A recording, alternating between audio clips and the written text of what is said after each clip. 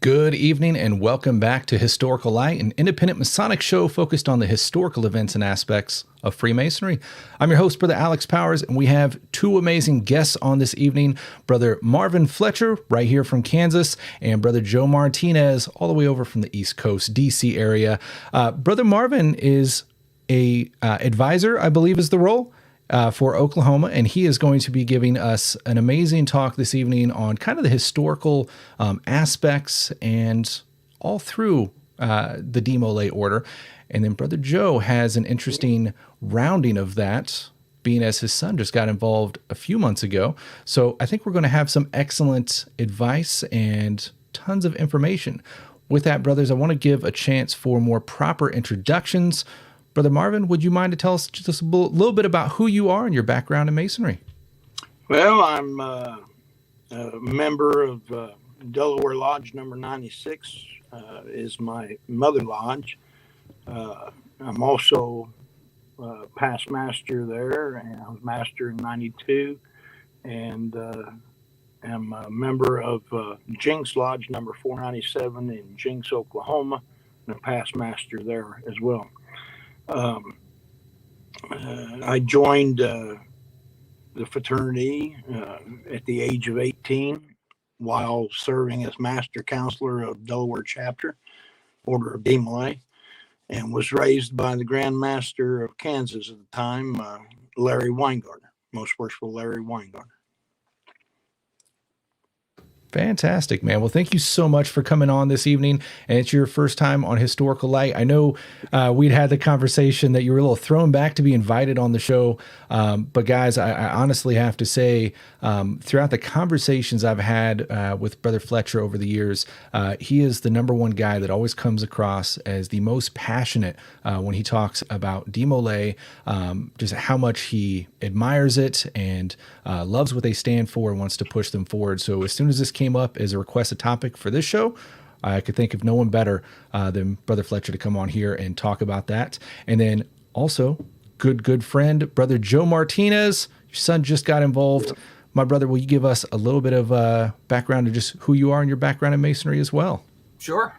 So my name's Joe, and I'm a Mason.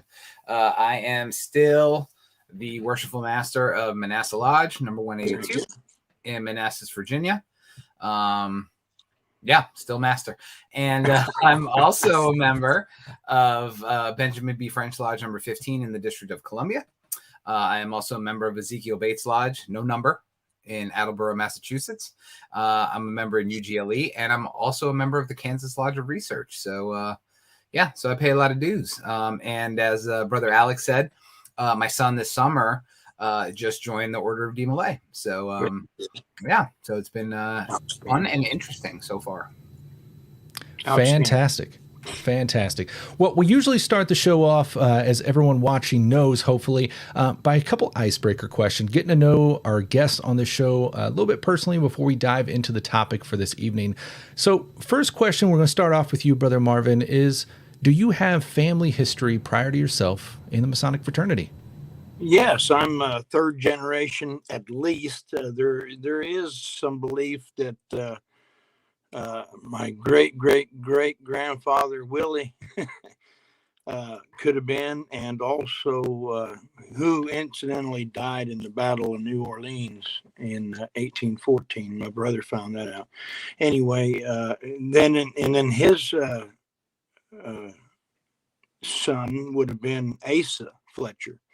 And there's a belief that he was a Mason. But the only two that I know of distinctly in the family is my father and his father. Awesome. So with that, is that what made you decide that you wanted to become a Mason, knowing those connections? Or what was it for you that made you want to make that leap, become a Mason? And also, what's kept you around all these years? DeMolay was what made me want to give back what was given to me when I was a young man. The camaraderie between the advisors and the youth was at Delaware chapter was amazing. As a matter of fact, an event that's happening tomorrow in Emporia, is our ritual coach from way back in the 80s, a member and a past master, and actually my mentor in Delaware Lodge. His name is Earl Sodders. He's receiving the Honorary Legion of Honor tomorrow afternoon in Emporia. And I'll be there. And this is going to be a very, very special day for himself, myself, and his son, Richard. Wow. Yeah, it definitely sounds like it. So glad you're going to have the opportunity to make that event, brother. It should have been done a couple of years back, if not 20 or 30, but for whatever reason, it's being done tomorrow, and that's great. As long as it's happening, good time. Good Amen. time. Brother Joe Martinez, you've had the honor of being on the show before, or I should say we've had the honor of having you on the show before. That's right. Have had the honor. But for those that may not have had the opportunity to see you on that episode or get to know you, I want to ask you kind of the same questions. Do you have family history in Masonry before yourself? Nope. I am a first generation, at least that I know of. I know my dad was not a Mason. I didn't know my grandfathers. But I don't think I had any family history in Masonry. I am a first generation Mason. And I like I said, the last time I was on the show, I consider myself a Dan Brown Mason. So, I joined in the early 2000s, after Freemasonry got popular again. Thanks to people like Dan Brown, and just knocked on the door of a lodge and said, "What is this? It sounds interesting." And away we went, and that was 17 years ago. That's fantastic, man. So yeah, I do remember having that conversation with you, and that's awesome. I think what was it? What's the other movie now? National Treasure. I think that was huge around the time that I came in. So, those aspects are really good at drawing the attention to something that you probably wouldn't have seen so much prior to that. But for you, I'm curious, not having that tie, what is it once you got in and everything that has kept you around all these years? Well, it hasn't. So I did take a break in Freemasonry when I first joined. And I think we spoke about this the last time as well. I joined when I joined in another jurisdiction, and I joined a lodge where you had that prototypical age disparity. I was definitely the youngest person by about 50 years in my lodge. The lodge was light on officers and light on people. And the needs of the lodge at the time became too great for me to even want to stay interested. At the time, we had just had a baby. I was still in the Army, and this was 2004, 2005. So the U.S. military was still a little bit busy doing things at that time, and so it just became too much for me to handle. But I did come back to Freemasonry about 9 years ago. And jumped in with both feet and joined everything I could, and have all the lapel pins to show for it. So it's definitely been a ride. But to your point, we've definitely become a Masonic family. My daughter has been a Rainbow Girl for 6 years now. My son just joined DeMolay, and so we're definitely a Masonic family, quote unquote. That's fantastic. And I've got to throw in there that not only has your daughter gotten into the Rainbow Girls Order, but she's even branched out farther and becoming a Masonic speaker. She's spoken at Masonic events and kicked butt at it as well. Thank you. Yeah, she's done it a couple of times. She spoke at Esotericon, and she did I think she went on MasonicCon Chicago. MasonicCon Chicago, that's right. And she went on Refracted Light too. She is. She's definitely a seeker. So I can't wait for her to be a grown up and see what amazing things are going to come out of her head. It's definitely it's piqued her curiosity as well and lit that flame. So which is awesome. Fantastic. Well, I am stoked to jump in to the conversation this evening and learn all about the Order of DeMolay, kind of cover that history, where they came from, where they're at, and what they're all about. Before we jump into the bolts and nuts of that I want to give a huge shout out to everyone that does support the show and has supported the show. We've been around since 2016, and we are viewer supported from fans like you, keeping the lights on around here and helping us preserve history and bring it to light. If you like what we do, you can help support the show by going over to historicallight.com/support and do so through Patreon. We've got some awesome things there you can check out. We've got some new exclusive Patreon supporter lapel pins. And if you get on that ambassador level, we even got a Lodge breast jewel and custom shirt for you. So help us out, historicallight.com/support on Patreon. And for Justin Staley, who asked me like 1,000 times, you can do that through PayPal on Patreon. All right, brothers, let's talk DeMolay. Now, Brother Marvin, I know you've got a bit of an intro. I want to kind of hand it over to you to get into that, and then we'll learn about just where the Order of DeMolay came from and a little bit of their history to start out. Well, now, I've written it to be a little bit less than that. Okay. And you'll understand. Sure. First and foremost, I must convey how tremendously humbled I am to have been invited to speak on DeMolay. There are, in my opinion, so many more qualified and well-established brethren who could have been called on to represent our great order. Thus, I am beside myself in this task. The history of the Order of DeMolay can be found through numerous resources.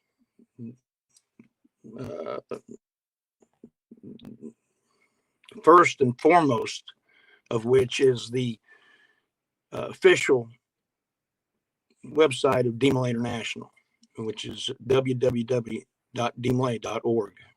And I suggest and encourage our listeners to research it thoroughly for the topic at hand. It would be a waste of your time for me to read from that site.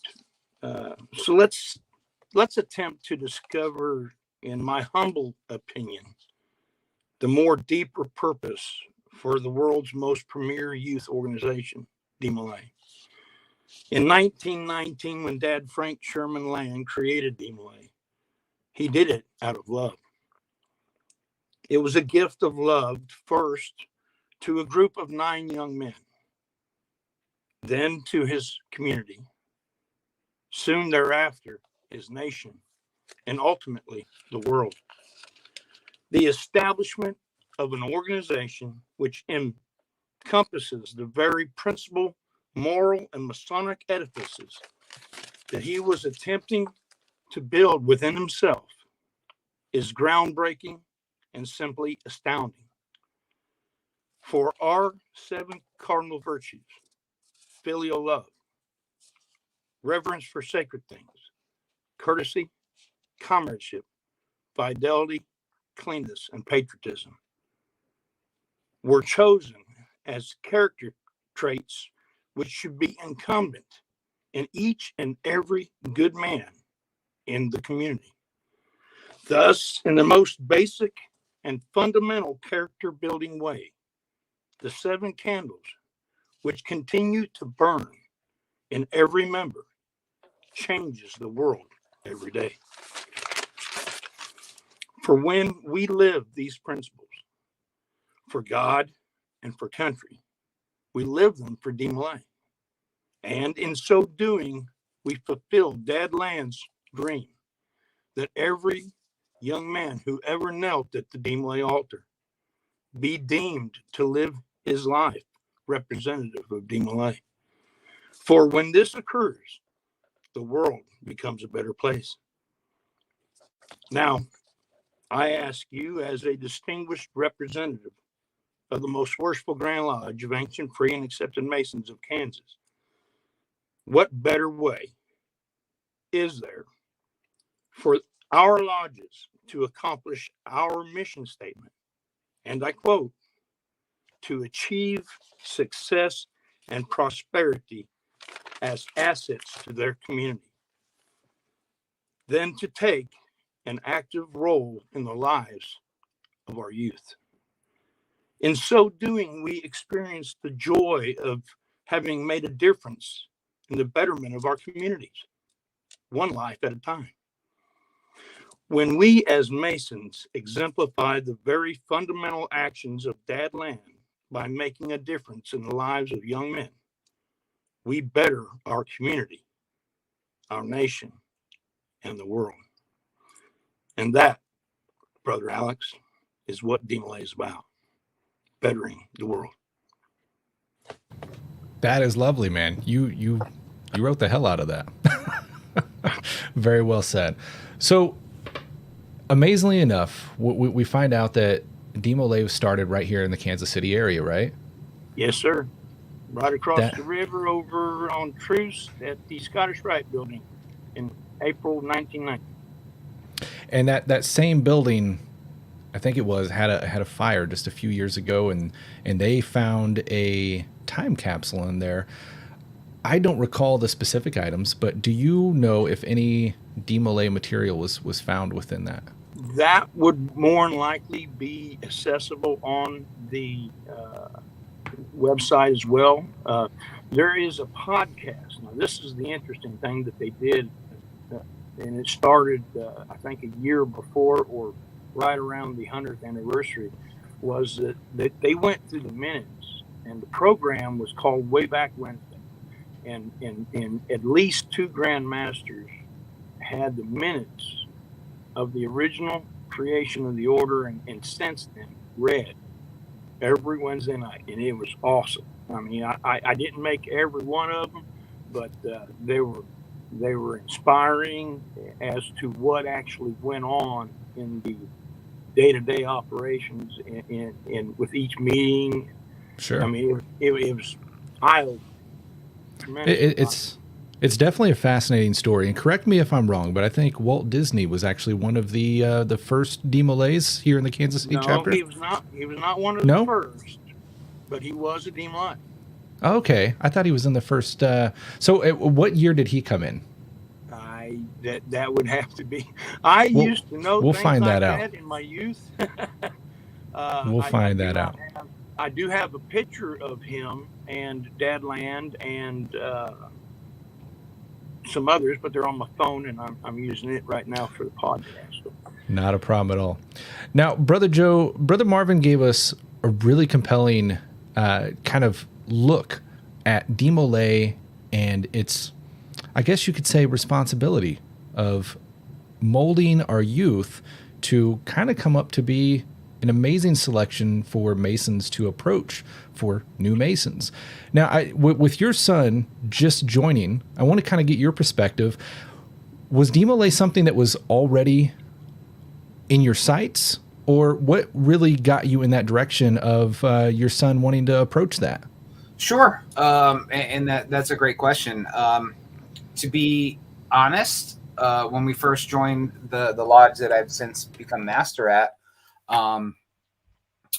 one of the reasons that we joined this particular lodge was because I did a little bit of lodge shopping when I got back into Freemasonry, and there's about 4 lodges within a 10-mile radius that I could have become a member at. But the reason why I became a member at Manasseh Lodge was that it had such a extreme focus on family. We are the family-centric lodge. You sat in lodge with me when we have our stated meetings. People bring their families, people bring their spouses and their children and their in-laws and their parents, and so that dining hall is full of people, and it's expected. And it's beautiful. And we love it. And I'm blessed that our lodge has both a Rainbow Girls Assembly, and it also has a DeMolay chapter right at the lodge. So, amen. In fact, the Rainbow Assembly was started up about 10 or 11 years ago, and the DeMolay chapter had actually gone dark for quite a while, and it was also started up a little before that. So, we've got healthy groups of young men and women that are becoming part of the Masonic family, and are taking that family aspect a little bit further. We have pretty much all the appendant bodies there as well, especially the co-ed ones. So it's not uncommon that you see spouses and children and and grandchildren at our lodge, and it's like I said, it's to be expected. So it was an easy conversation, to first bring my daughter into Rainbow and then later my son into DeMolay. It was because I grew up with these people for the last 6 or 7 years, Right. So in fact, we just two of our older DeMolay actually just in the last 2 months got initiated into the craft, our lodges. Wow. So, yeah, our 2 oldest boys, they petitioned over the summer. They had just turned 18, and we're putting them through the degrees in Freemasonry. So it's really an interesting transition. And I'm sure this is something we could bring up later, but I think some of the most fun, and I've had a lot of fun in my lodge. I've had years and years of fun. Some of the most fun experiences I've had was watching these dads help their DeMolay sons become Freemasons. It's an amazing experience, and I haven't experienced it yet. You know what I mean? So I'm very much looking forward to it. That's fantastic. You know that as a senior DeMolay or as a DeMolay, there's 2 things in Masonry about a Lewis. If you know what a Lewis is, it's tool in masonry, in stonework, and lifting stone. And a DeMolay, as well as the son of a Mason, is considered a Lewis. That's an actual fact. That is true. That is true, and a great point. Now, to play a little bit of devil's advocate here, and I mean no disrespect, but there are some people out there that will talk about youth orders and being kind of a conveyor belt system. So as you talk about these 2 oldest DeMolay that joined the Masonic fraternity, I would ask this, and granted, I think I already know the answer here, knowing you and your caliber of Masonry. Would you say that they approached Masonry of their own free will and accord, and were they the right type of men for Masonry? That is not a loaded question at all. So, up for that. I won't be showing this at the next chapter meeting, but no, I think so, and I think that to your point, I am not. I'm not into conveyor belt masonry. And you and I have talked about this quite a bit. When we get a new prospect that comes into the lodge or reaches out on the website or calls because they decide to put my damn cell phone number on the wall outside the building. So a lot of people reach out to me, and when we first meet that prospect and talk to them, the first thing we do is we grill them on why they want to be there. Why do you want to join? What's the reasoning behind it? And the next thing we do, and it ticks off a lot of the quote unquote older Masons in my lodge, or at least lots of them, is we send them to other lodges. We're like, go down to this lodge and go check it out. Go down to this lodge. It's 2 miles away. Go down to this lodge. It's 4 miles away. You might like it better there. You might get a better feel for the brethren there. It might be, your type of vibe when you walk into that lodge. So, a first timer who this is the first time they're meeting Freemasons, we send them packing and tell them, go to another lodge. See if you like it better. You might not. You might come back here. And if you do, we'll welcome you with open arms. But we never want the first place that someone goes to be that decision point. And the same goes for our young DeMolay Masons now. Like I said, we've grown up with these young men and watched them grow. That's my point. Right, absolutely, and watch them inculcate these amazing their heart values. Yeah, absolutely, and we still put they don't get any shortcuts. They go through the same processes that every other candidate does. They have a background check. They have an investigation committee. Yep. All that stuff. They have to have 2 Masons vouch for them. Mind you, they know quite a few more Masons than your regular prospect off the street, but there's no shortcuts with their process, and there's no shortcuts in their initiation either. So, so yeah, it does kind of go hand in glove, but to that point, and to Brother Marvin's point, we had a good sense of who they were going to be as men. Exactly. That's beautifully put. That's exactly what I wanted to get at, is the fact that while they have the experience, they're not so much just a shoe-in. They still have that investigation process, and they've got to kind of prove themselves to get through. That's beautifully put. Brother Marvin, I want to get a perspective from you real quick, because you actually went through DeMolay. So growing up, going through DeMolay, and I want to get kind of your perspective on what was your view of Masonry during the time that you were in DeMolay? I actually thought you guys were cooking. I'm serious. When I was 13 years old, and I went to a lodge dinner one night because I was asked to go and help bust the tables and everything, and the men all went in the lodge room. I didn't know it was carpeted, beautifully adorned and everything. I thought they went to cook the dinner, you know. But no, what Brother Joe was talking about is exactly the point. You know their heart, number one. Now, let me give you an example of some brethren in my lodge in Oklahoma. Okay. Traditionally, the lodge would have one Masonic third degree a year.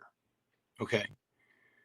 And they had to farm out the Indian degree team of Oklahoma to come and do it. And I know, Alex, I think you've seen that. Well, that has basically stopped since 2016, because I believe it was 16, the year that I moved back here, they had 9 Master Mason degrees in 1 year, and they were all DeMolays. These young men have applied themselves. The average line of the lodge is completely reduced in, and I'm not saying it's a membership recruitment device. I'm not saying that there's expectations that they will join, because I know I am one of 4 guys in my chapter out of years in DeMolay that joined the lodge. Only 4. We've got honored men in Masonry. Their sons were in DeMolay. They didn't join the Blue Lodge, you know. And that statistic is not very high either. It's not, you know, it's not a shoe-in to become a Mason just because you're a DeMolay. And yeah, exactly. Now, what caused me to further my journey by joining the lodge was the relationship between the men that I brokered. Okay, I wanted to give back to what was given to me. Okay, and that's a simple statement, and brethren that are watching can contest to that. Can attest to that. That is the reason why I didn't have children. I don't have any purpose other than to give what was given to me to some other young man. That's fantastic. So looking at it from kind of a historical perspective then, which I will throw in because I pulled up here, Walt Disney joined in 1920, so very close to the beginning, but not the original. Right. He was the 107th member to join. But as we were touching in that statistic of DeMolay moving over to actually join Masonry, we don't have records that Walt Disney became a Mason past that. He just went through DeMolay. So historically, we can kind of look at it from a sense that it's not so much made as this conveyor belt system, but just like Masonry is made for men to make us better through these lessons of morality and all. It's kind of the same thing to give a fair footing and a firm foundation to our youth, whether they become Masons or not. Right. You're still taking stock in the young men of the community, and you're bettering the community. And I mean, who's going to take care of us when it comes time? I mean, you know, I think investing in these principles of good sonship and good citizenship would be the best thing that a lodge can do to better the community. Sure. You know, it kind of makes me think because... No, go ahead. Let me go on with you were referencing the fact that he did not join the Masonic. Sure, yeah. Let's talk about men that did. John Wayne. John Wayne was a DeMolay. And you know as well as I do, a Mason.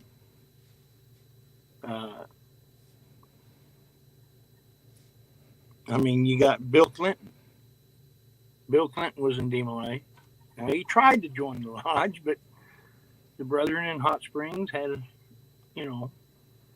some reservations over his governorship, that they decided that he was not to become anything further. And that's, something that we'll talk about behind the scenes. Duly noted. Well, real quick, I do want to give a quick shout out. I'm seeing over on the Facebook side, we've got Matthew Muldoon saying that he was DeMolay in KCK, Kansas City, Kansas. Delaware and then chapter, over on my chapter. Oh, fantastic. And then over on the YouTube side, we've got Pete Brock saying senior DeMolay and PMC of Edward B. Beatty chapter in Coos Bay, Oregon. Awesome. Past Fantastic. Oh, got you. Thank you for clarifying that. Well, thank you guys for joining in for this episode this evening. And if you got anything you want to add to this conversation, be sure to throw that in the comments for all to see, and we will throw it in here as well. And we may have one more. We got Mike Branson saying, if the brothers of a sponsoring lodge take care of their DeMolays, mentor them, and give them the respect that any good man would give another, and live lives of example, those DeMolays will eventually become Masons. That's very, very true. I believe that. So, Brother Joe, with your son just joining, I want to get a little bit of a perspective, because obviously you are Mason, you're digging the fraternity. I think we all want to have that Masonic family. But what has your son conveyed? What's been his experience so far, and how do you think he's liking it? Yeah, so I think that here in Virginia, and I don't know if Brother Marvin's ever seen this, once a year we do the DeMolay degrees. We actually go out to Luray Caverns, and we do the DeMolay degree in a cavern. And I'm going to be honest with you, and it's put on by they have a ritual contest right before that time where they're putting on the class, and all the chapters from the state get together. And the ones who win the ritual contest are the ones that get to put on the DeMolay degree. And I have to say, watching that DeMolay degree in a cave a couple of 100 feet down was some of the most beautiful and transcendent ritual I have ever seen. That's one of those old phones. Yeah. It's got that old ring. My mom's got that ring. Yeah. But yeah. All kidding aside, I've sat through many degrees, in my many years in Masonry, and that was some of the most beautiful and really heartfelt ritual I have ever seen in my life. I was completely blown away by it. Again, just the ambiance of the room and the way that these young men put on the ritual, it knocks the socks off of degrees I've seen put on by Masonic lodges. You know what I mean? It was just completely mind blowing. And it's not a short degree; it's a very long degree. And the ritual it represents the trials of Jacques de Molay. Yeah, absolutely. Yeah, I didn't want to give too much away, but it's a long degree, and the you're getting to witness the last days of Jacques de Molay as Grand Master of the Knights Templar. Holy cow, I was completely blown away. And you could tell by the time he was done. The initiatory degree, it's basically what you see in a lot of appendant bodies. It's like a little intro. You get a little obligation and a little bit of a lecture, and it's the initiatory degree. But then when you see the DeMolay degree, my God, it's mind blowing. I mean, that's the only word I can describe for it. And I could tell after, and again, my son was only 11 and a half.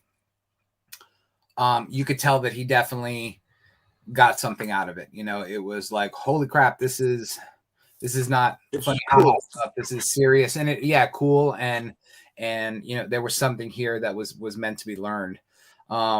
So he's really new in DeMolay, and our chapter is, we suffer from the same issues that a lot of chapters do. We've got these peaks and valleys in the way our boys are structured, and it's only because, and you don't see this in Blue Lodge. It's you see a couple of guys who join DeMolay, they bring all their friends who are the exact same age, so they all travel through DeMolay together, right? Mm-hmm. So right now, our chapter is seeing that disparity where you've got these boys that are 18, 19 years old, and then you've got my son who's 12, and you got a couple of 12 and 13-year-olds. So there's these peaks and valleys in membership, but I don't think, I guess that's probably been there always. You know what I mean? You've got a class of boys that travel together through their DeMolay careers, and then, they move on to other things and rinse and repeat. But yeah, so he's like I said, he's just starting out, learning ritual, learning his proficiency, going to meetings. They do a lot of fun stuff, and they do service stuff as well. So he gets to see a little bit of everything, but it's fun and it's interesting. I'm a new DeMolay dad. I've been a rainbow dad for 6 years. So, this is definitely a little bit different than rainbow. But yeah, like I said, I just keep going back to herding cats. Yes. We just need some more cats, but on that respect. But yeah, I just keep going back to that DeMolay degree. That really was completely mind-blowing for me. That's what makes DeMolay stand apart so much from any other youth organization in the world, is our ritual. The meaning that Dadland and Frank Marshall, who was a writer for the Kansas City Star and worked in the Scottish Rite with Dadland, their I don't know how to put it, their consultations on what they wanted in the ritual, and I mean, even the initiatory degree is a beautiful ceremony, and it's representative of a young man traveling the road of life to manhood, and it parallels Masonry so much, and then of course the DeMolay degree, that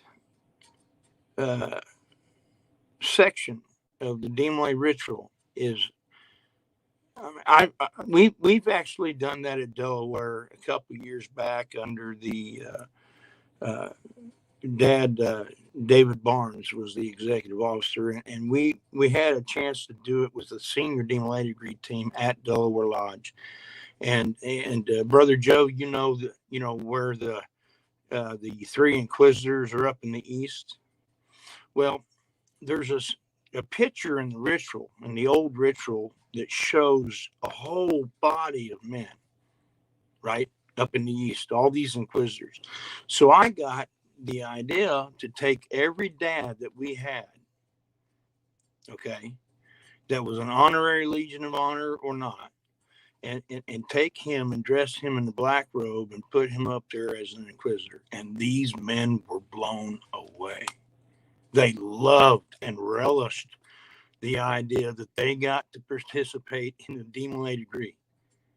Because these guys that have worked as advisors for us for all these years, they always had to sit on the sideline. They couldn't be part of it. And these men were moved. I mean, I had men in tears because they got to be a part. They didn't get to speak. They didn't get to do anything. But they got to sit in the East as inquisitors, as the nobles of the Catholic Church.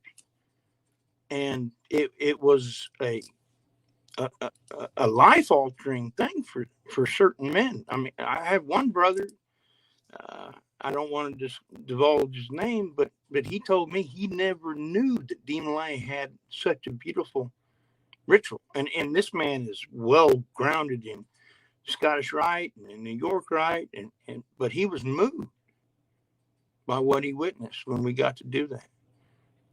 And I'd love to, be given the opportunity to do it, or have Mark McLean put something together for the Grand Lodge of Kansas and make every member of Masonry in Kansas an honorary DeMolay. So it's funny you mentioned that. So we actually became myself and a bunch of other brothers. This is before my son was old enough to become a DeMolay. We were actually made honorary DeMolays. I think it was before the pandemic. It was about 2018, but it was about 50 Master Masons, all different ages, put through the 2 degrees, kind of like a one-day class kind of thing. Yep. Yeah, I mean, it was beautiful then, the degree that they put on. And in fact, for the centennial, which was just, Virginia just had their centennial this year. At the beginning of the year, they did the honorary DeMolay degree for a lot of Master Masons at the GW Memorial. But it was the cast was all senior DeMolays. My point exactly. Yeah, it was very the cool. older guys should be giving it back to the guys as Masons. Not the active DeMolays giving it to Masons, but the older guys that were DeMolays in their youth. Right. Yeah, it was neat. We're giving it back. That's pretty cool. So throwing a little bit of history in here, we've got Brother Dwayne Marshall throwing in on the Facebook side that Alice Cooper was a DeMolay.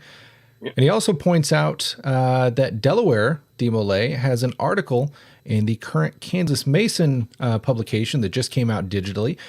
Shout out to Most Worshipful Darren Kellerman, who's the editor-in-chief of that. And I threw in a link on both the Facebook and the YouTube side to that article, or to that the entire publication. So go check it out and find that article in there and read up on the Delaware chapter of DeMolay here in Kansas City. Woo. That was my home chapter. That's fantastic. So I do got a question here for you. As we're talking about DeMolay and kind of giving that foundation, I want to ask you, Brother Marvin, when you were going through DeMolay, well, I guess more looking back at it now, how would you say DeMolay impacted you and kind of changed you versus if you had not gone through it? What you don't know is that Christmas Day of 1982, my house burned down. And my mother did not have room for me to stay. They were in a separation, and which eventually turned into a divorce. And my father was a member of Delaware Lodge, not active. He was a truck driver. And they basically did not have room for me in the apartment that she got from the nuns at Providence St. Margaret's, where she worked. And had it not been for the Order of DeMolay and the relationship that I had with, the guys and the parents through the Mothers Club and everything, I would have been homeless. But a young man, David John Rose, and his parents, David Jean Rose, member of Wyandotte Lodge number 3, and Janan Rose, a member of Sherman Eastern Star, found it in their heart to take me in.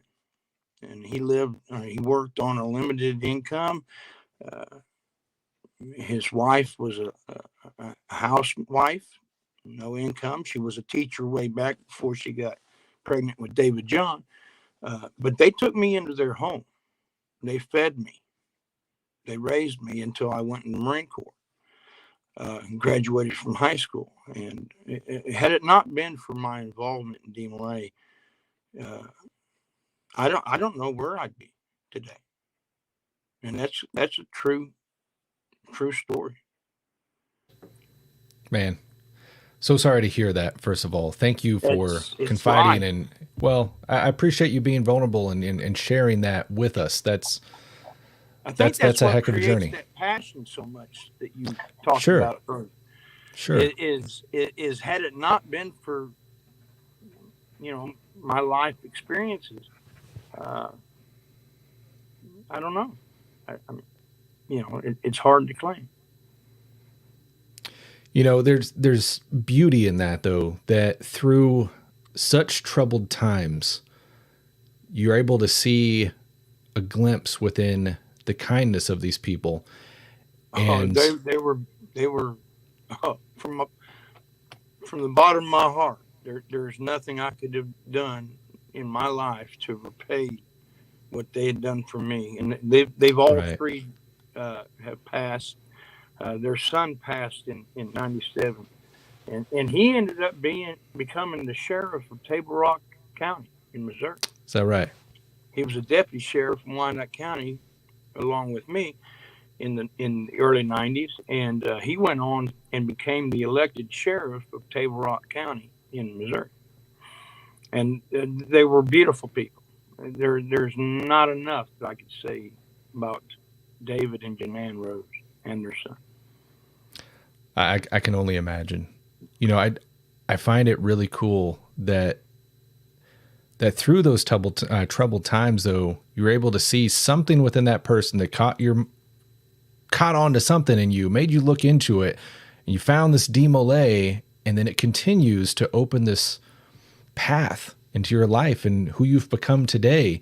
And, I think that all in totality brings together just this beautiful story that I'm pretty awed by. That's really cool, man. I appreciate that you shared that with us. Well, thank you. As again, I say, I'm more than honored and humbled to even be on your show tonight. Well, we're happy to have you here. Brother Joe, I know your son is pretty new to the game. But would you say with his getting into this fraternal society for the first time, getting exposed to different teachings and whatnot, have you seen anything spark or shift in him so far? Yeah, I think so. 12 and 13 is really those change points in young boys, right? When they start to become men. So, and it's being a preteen in today's world is a lot different than being a preteen when Fun we were times. And then, we're not going to go as far back as Brother Marvin's time. I mean, they had like, ouch! I didn't know you were drinking something. I'm sorry. No, I joined DeMolay at the age of 13 in 79, so I'm not as old as I may look. Oh, but sorry about that. But all in jest. But yeah, it's these kids today are growing up in a much different society than any of us were. So true. It's different, right? And they've got different things that vie for their time and their attention. And school is different than, even when all of us were kids. It's just a much different animal. It's a weird animal too. School is just weird. I've got 3 kids, and school just baffles me sometimes with how weird it is. Same. A lot of weird crap going on. But anyway, so it's a weird time to be a 12-year-old boy, and I think this is a good opportunity for him to, whether he takes it by the reins or not, to at least start to get some sense of what adulthood could be like. And maybe pass along 1 or 2 of those lessons that will serve him well as a young man growing up. And that's not to say, DeMolay is no different than Masonry in that you can give these young men these lessons and pass on these teachings and impart the words and the meanings behind them, but it's up to them to take hold of them and actually impart them into their own lives, and hence the William Jefferson Clinton story. We Well, can yeah. give you what the precepts to live by, but we can't make you live by it. Right, exactly. And it's true. no different for, it's no different for Masonry. Right. We say this all the time. Freemasonry is just a microcosm of society, right? And you can teach men these lessons and put them through the degrees, but it's really up to them to make them part of their lives. And some people do and some people don't. You can't change that. You know what I mean? But at the end of the day, I think it's better to have that experience and then let these young men choose what kind of person they're going to be, as opposed to not exposing them to it at all, So, so I think we've got a ways to go. He's just started in his DeMolay journey. We've got many years to go in it. So, hopefully he picks up a thing or two. Definitely. I'll be excited as friends with you to kind of keep up with you on that, because as Masons, we go for some years and then we kind of look back and reflect and think, oh, wow. Yeah, it's impacted me in this or this way that maybe I never caught on to. But you've got this unique opportunity as a father to see this happen to your son and see your son invoke down this path and probably catch on to these little aspects that he's not noticing. It's just part of his journey. But I think it's going to be a beautiful experience for you guys. So really looking forward to hearing more of that. Yeah, right on. Well, fantastic. So we've got a few minutes before our toast here. And I know we've got a video that we want to share. It's about a minute long. So I think we'll do that just before our toast. Brother Marvin, anything else that we haven't covered this evening that you want people to know about de Molay, being history, being anything at all? I do have the 9 o'clock interpolation that I would like to offer. Fantastic. If you would like that to go on now, I can do that. This, I know Brother Joe knows and has witnessed this. I've seen it. Yep. But I want you guys to think about these words coming out of the mouth of a young man and his chaplain. Okay? So we're talking about distinct character building qualities here. Okay?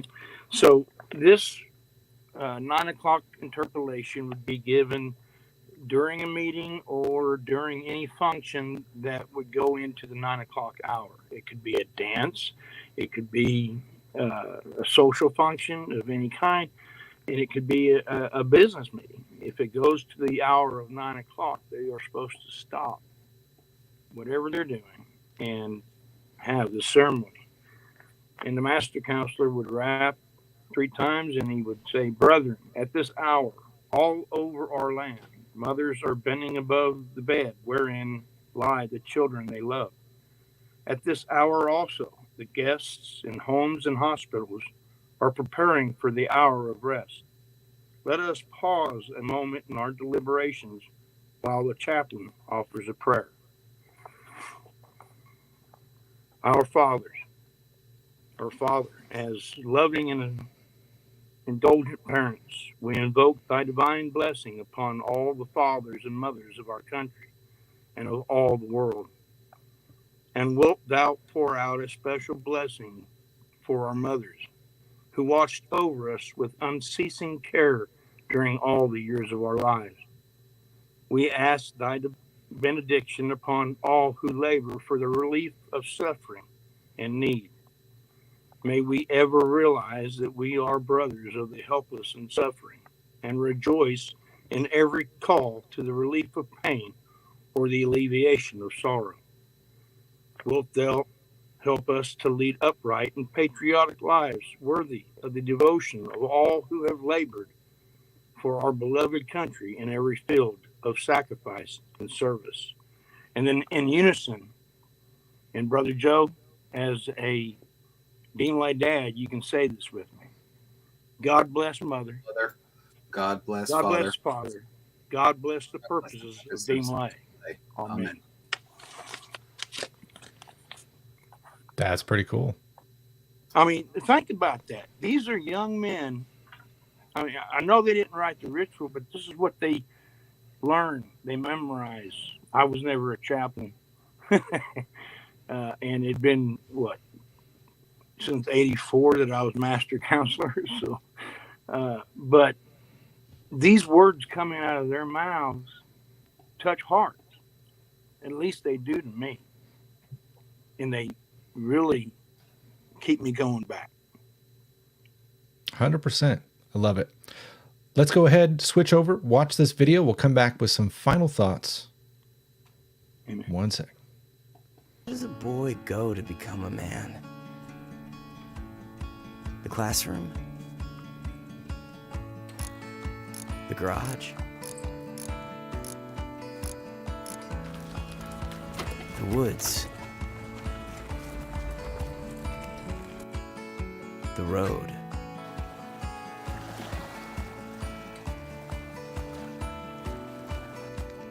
The workforce.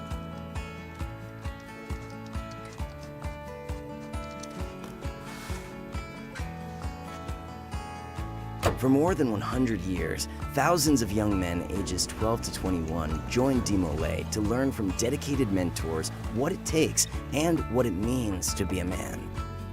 In a safe, fun, and nurturing environment, adult advisors help boys from different backgrounds gain confidence, learn respect, appreciate charity, make lifelong friends, and become men of outstanding character. DeMolay, the road begins here. Amen. That's pretty cool.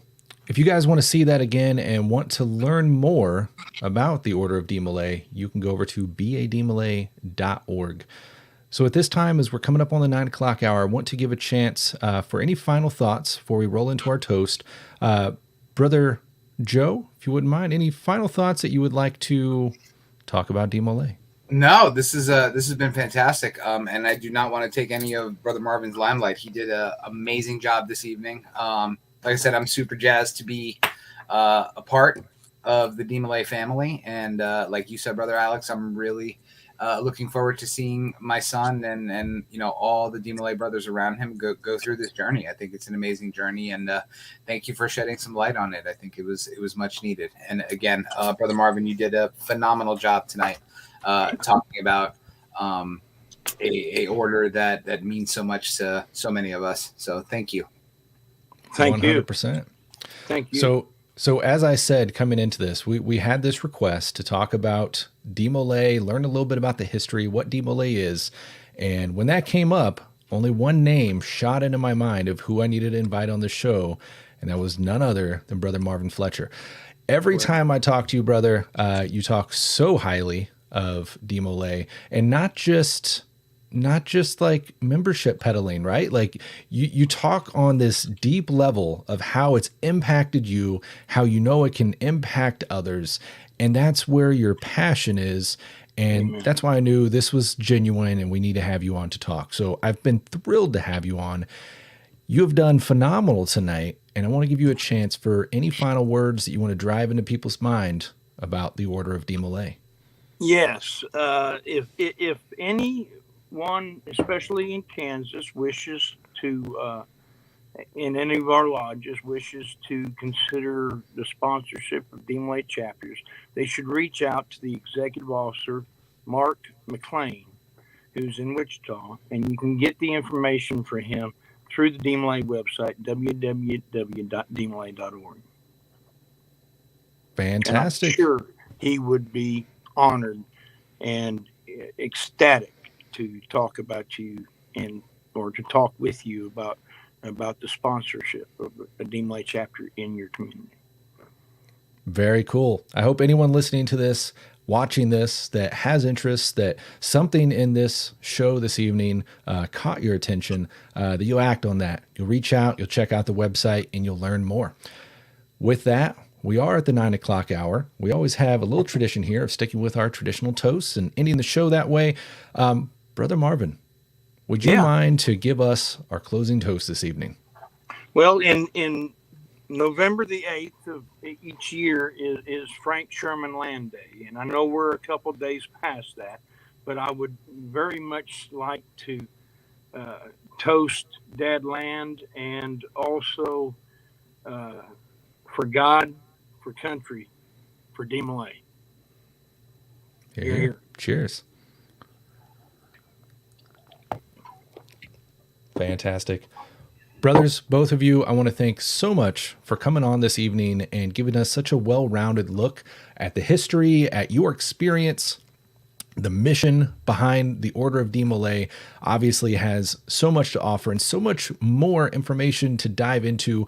So I hope you guys at least had a little bit of insight and spark, and will dive in yourself to go learn more.